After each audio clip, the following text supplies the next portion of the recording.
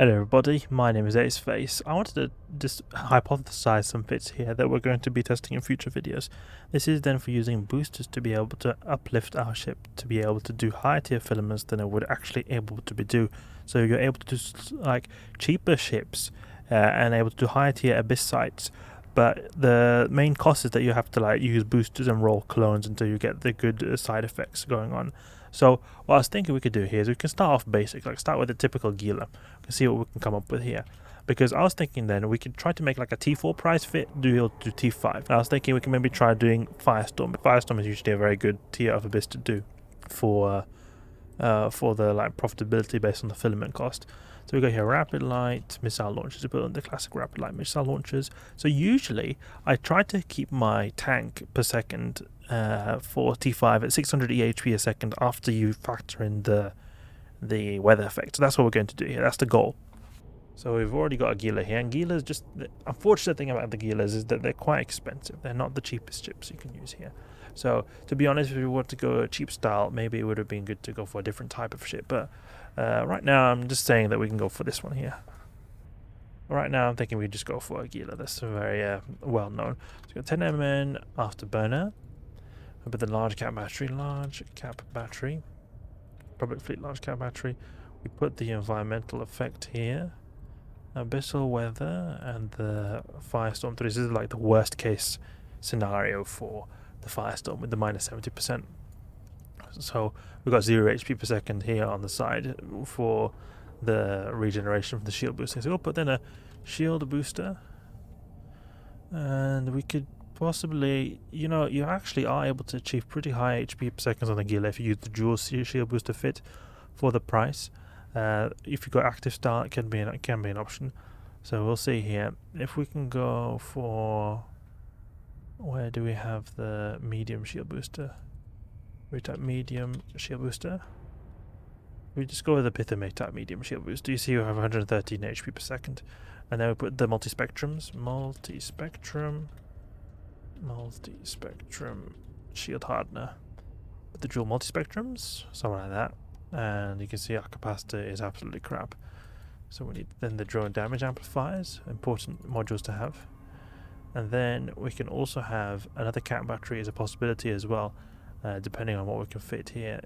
I don't know if we're able to actually do that. If we go with the Thukker large cat battery, possibility is there. Large shield extender. No, that's not what we want. We want to have the large cat battery, and we're not able to do that because of the power grid overload, as you can see there.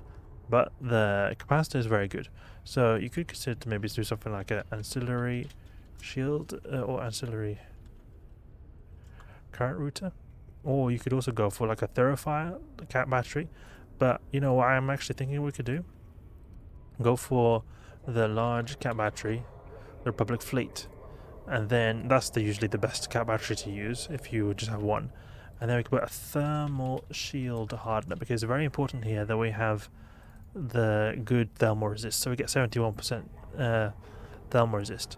Now we can juice up our capacitor a bit and put some also for the shield booster capacitor control circuit, medium capacitor control circuit, like that. And then I put a solidifier. And we can't because of the lack of rigging space. So we're going to have to go for something like this. This is a bit of a risky fit just because of how our capacitor is not so stable. Medium capacitor control circuit, 8 gigajoules a second is not at all stable with just one cat battery. Had two, that would be a different option, but here, not looking too good. We could opt in for the multi-spectrum shield hardeners for the C-types.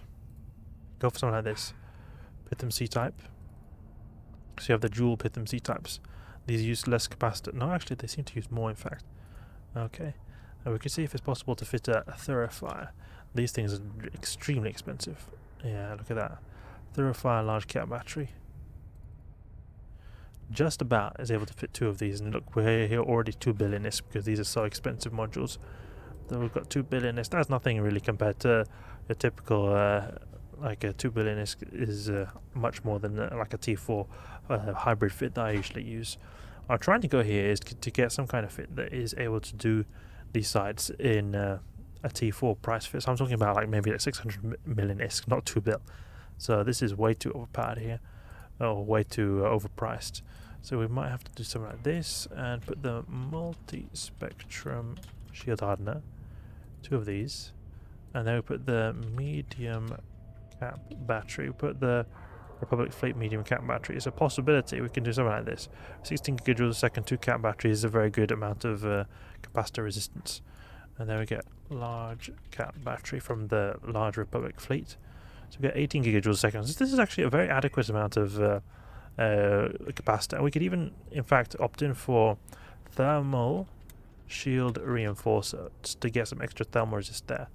So we get 269 HP a second. It's actually a very low amount of HP a second. We definitely should have more than this.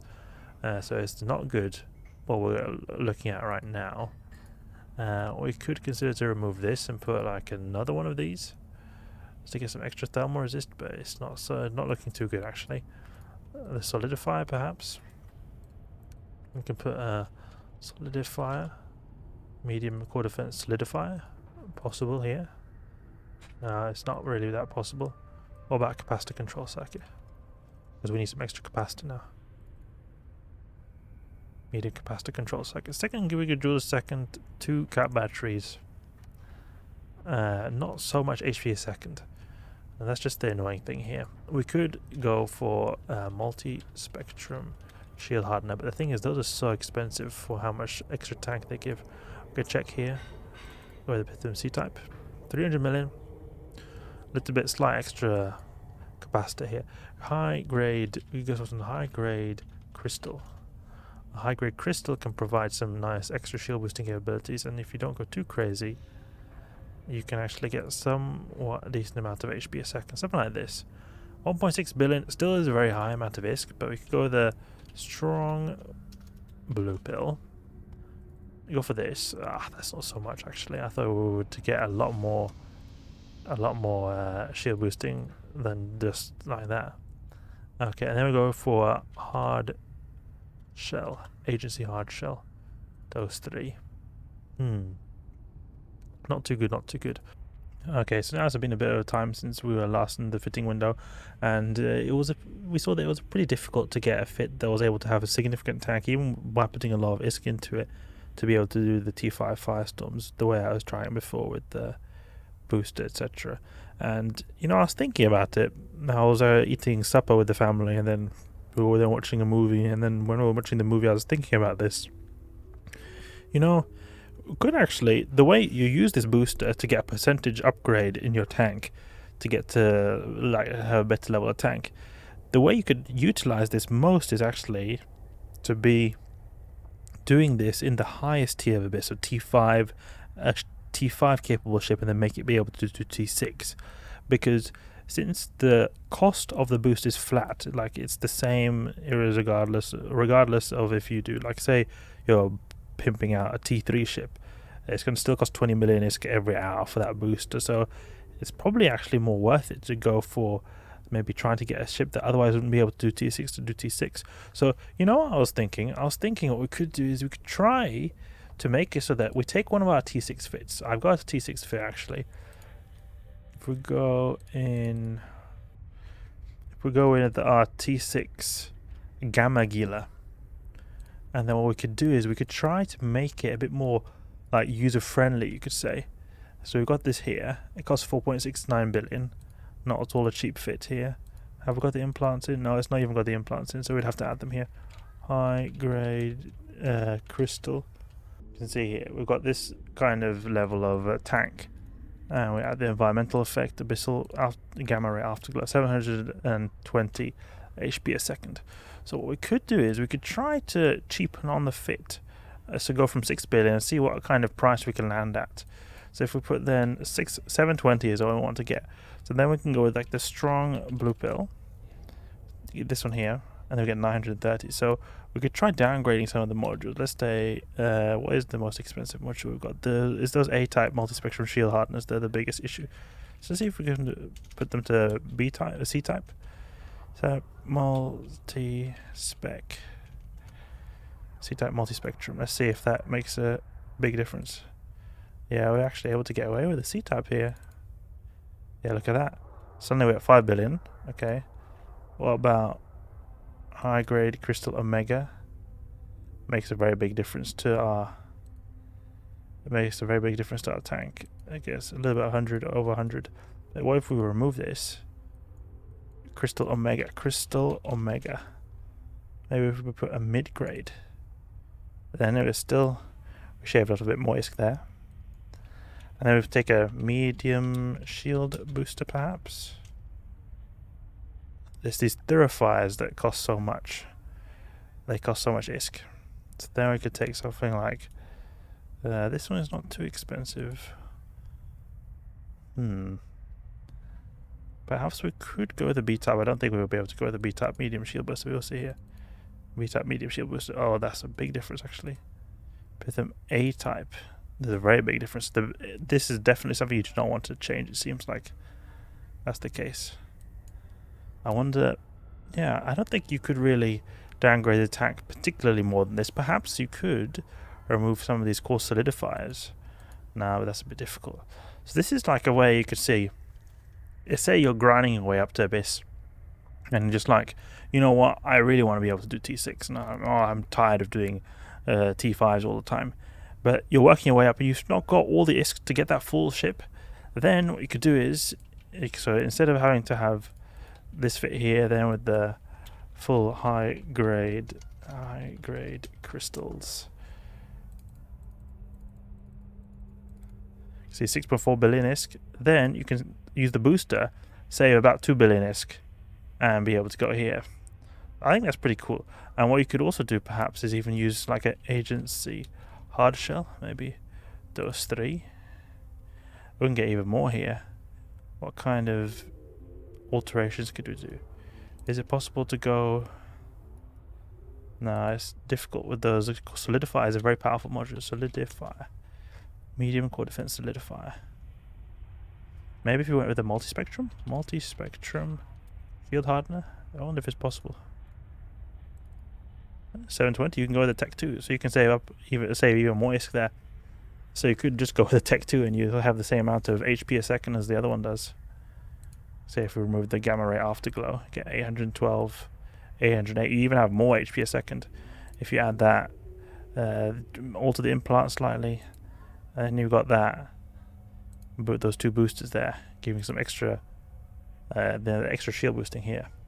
That's pretty cool. You know what we can also check is the T0 to T6 Abyss series, because I've actually got fit for the Zealot that is very expensive. Zealot T6 Abyss Zealot. This is a very expensive fit with all the implants and everything. Cargo. Okay, so we've got 2 identical fits here. This one will then use the the strong exile booster. And then we'll also use the hard shell. Agency hard shell dose 3. What's the difference? Is there a big difference? I don't think it's 2% difference. It's not going to make a big difference. So we've got this here. So basically, you want to get 837 HP a second. So we can start downgrading the modules. See what is the most expensive module we've got here. I think it's those A-type. Yeah, those A-type energized membranes here. So we could definitely make them a bit cheaper. So multispectrum energized membrane. And I think even the implants are very expensive too.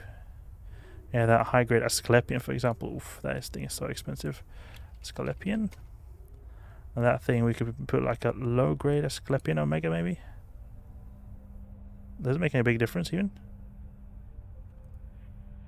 Oh, someone bumped me in the game. So yeah, low grade Asklepian Omega. Oh, hardly any difference from that. What about mid grade? Something more. 400 million. Still a big difference from the other one. Okay, and then we'll go with a multi-spectrum shield or energized. Let's see if we can go with Corpum C-type. Do a dual Corpum C-types, look much cheaper here. And then we can also go with the, let's see what kind of, oh, it's this 10MN that's worth so much. 10MN, we can always cheapen out on that. There's no reason we have to go with such an expensive one. Corelum C-type. Like that. And there we go. Good, good. All the pricing looks decent here, actually. This A-type one there is worth a lot, but usually the armor pair is really worth to bling out quite a bit. Okay, we can check what kind of implants we could shave off here. Surgical strike, hull upgrades. This increases I think this increases the amount of HP a second we have. Implant stats, armor hit points. So we maybe don't necessarily need this here. We could even go with hull upgrades, just hull upgrades.